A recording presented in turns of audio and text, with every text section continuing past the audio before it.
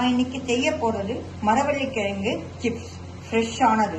அதை நல்லா இது வாஷ் பண்ணிட்டு தோல் சீவி நல்லா ஸ்லைசரால மெல்லிஸா கட் பண்ணி நியூஸ் பேப்பர்ல போட்டா ஈரத்தெல்லாம் நல்லா இழுத்துடும். அதுக்கப்புறம் சிப்ஸ் பண்ணா எண்ணெய் பிடிக்காது. மரவள்ளிக்கிழங்கு சிப்ஸ் இப்ப நான் பொரிக்க போறேன். இது தேங்காய் எண்ணெயிலையும் பொரிக்கலாம், கடலை எண்ணெயிலையும் பொரிக்கலாம். இப்ப நான் தேங்காய் எண்ணெயில பொரிக்க போறேன். எண்ணெய் ரொம்பவும் லோவாவும் இருக்கக்கூடாது, ஹையாவும் இருக்கக்கூடாது, மீடியம் ஃபிளேம்ல இருக்கணும். இப்ப எண்ணெய் காஞ்சிருக்கு. இப்ப நான் போடுறேன்.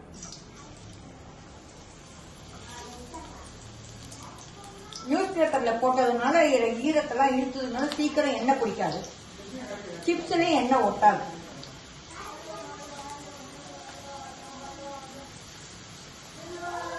இது வெந்தெடுத்துனா இந்த ஓசை சவுண்ட் ஆட்டோமேட்டிக்கா குறைஞ்சு போயிடும்.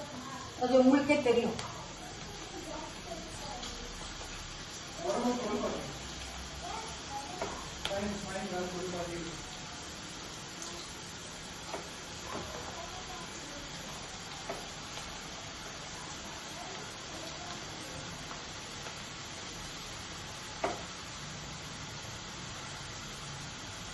ஒரு ட்ரிப்புக்கு ஒரு 15-25 போடலாம் ஸ்லைஸ்.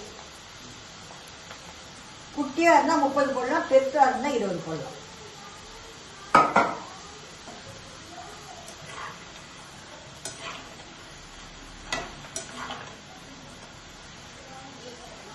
இப்ப நல்லா சத்தம் வருது. இது பொரியற சத்தம். கொஞ்சம் நேரம் ஆக இந்த சவுண்ட் அடங்கிடும். அடங்கிடுச்சுன்னா நல்லா பொரிஞ்சிருச்சுன்னு அர்த்தம். டிப்ஸ்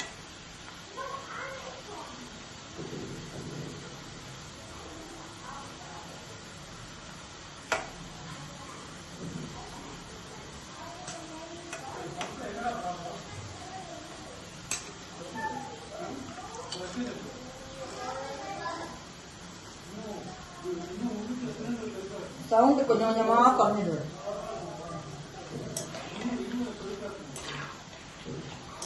இதே மாதிரி நம்ம கிளறும் போது இது கிறிஸ்பா சவுண்ட் வரும்.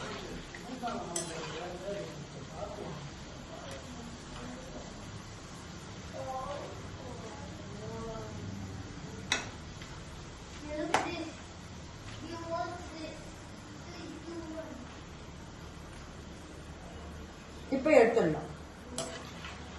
நான் உங்களுக்கு எடுத்துட்டு காட்டுறேன்.